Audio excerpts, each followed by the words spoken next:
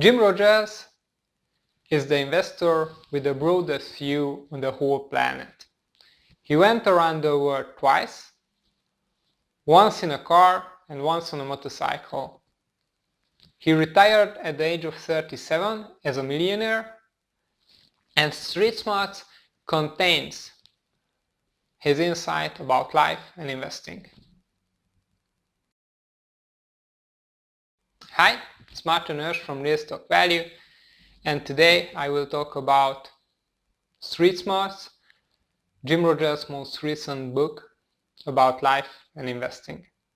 Jim Rogers is my personal hero, and not just because of his investment insight, but also about his worldview and his values. As I mentioned, he retired at the age of 37 as a millionaire. He co-founded the quantum fund with George Soros and made his millions. But after that, he didn't spend the rest of his life making his billions. Instead, he's retired at the age of 37. He had more than enough money for the rest of his life to do whatever he wanted to do. Sure, George Soros or Warren Buffett became more wealthy than Jim Rogers, but at what cost? I picked 5 big ideas from this book. The first big idea is that every empire was great once, except China. Now, if you look at history, Portugal was great once, Spain was great once, Great Britain was great once, Rome, Egypt, and now the US. These are all great empires. They declined and they never recovered. However, China had several recurring periods of greatness. What seems common knowledge today probably will change in 10-20 years. Try it out. Pick any date from the history and see what happened in 15, 20, 25 years. In most cases, what we considered common knowledge changed a lot. Jim Rogers says in this book that if you were smart in the beginning of the 19th century, you moved to London. If you were smart in the beginning of the 20th century, then you moved to New York. And if you are smart in the beginning of the 21st century, then you should move to China. And this is what I really value about Jim Rogers, that he says what he thinks and he does what he says. Even at the height of the housing bubble in 2007, when he was trying to sell his own house, he was out there on interviews each week saying that there is a housing bubble. So he was trying to sell his own house and he was explaining to people that there is a housing bubble. And also he's not just speaking about, oh, let's move to China. He actually did it. He moved in 2007 from the US to Singapore.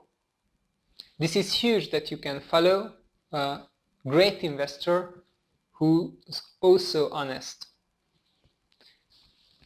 The second big idea is that you should find what you like and think about the money only after that. Because if you do something that you really like, you get really good at it and money will come. And even if money does not come, you're still doing something that you enjoy, so you will be happy. The third big idea is that invest only in those things that you know a lot about. So everybody knows a lot about something. Maybe it's muscle cars, maybe it's fashion, wherever. But invest only in those things that you know a lot about. For me, this is renewable energy, and technology and stuff like that. Whenever I tried to invest in fashion, I lost money because I don't understand fashion. The huge advantage if you invest in things that you know a lot about is that you will know when to invest before the guys on Wall Street because they do not understand the subjects, and you will know when to sell. The fourth big idea is that successful investors do nothing most of the time. Think about every investment like you could have only 25 investments in your whole life. How carefully would you choose all of those investments? How thoroughly you would research them before you do those investments? This is the only way how you should invest. And after that, when you make money, that's the most dangerous time, because you think that you know everything, that oh, this is easy, I can do it this easily, and I will pick the next great thing. And this is when usually people lose money. So when you make money, after that you should go, do not invest in other stuff, relax, go to the beach, whatever. I would like to close this section with a quote from Jim Rogers. There's nothing like a bull market to make people think they're smart.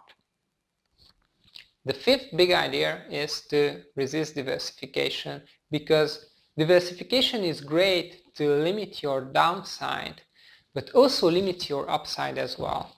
Instead of diversification, you should research your investments well and do not make too much diversification, because you cannot become really rich in that way. These are only a few ideas from this book. I left out a lot of stuff like direct investment tips on agriculture, or the undervalued sugar, or countries that are opening up like North Korea, Myanmar, Russia. If you have the time, I will highly recommend to pick up this book and read it. It contains really useful insight. If you like this video, please give a thumbs up, subscribe to this channel, and check out my other videos as well. Thank you. Bye.